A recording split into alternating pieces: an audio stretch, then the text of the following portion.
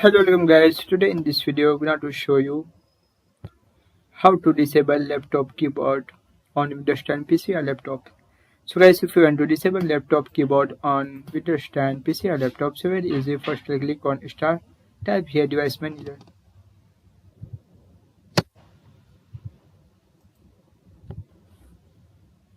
After click on Device Manager,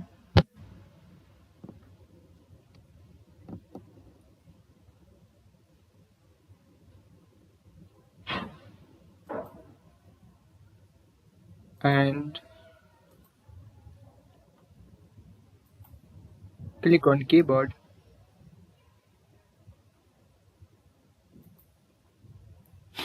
Here option Start at PS and to keyboard.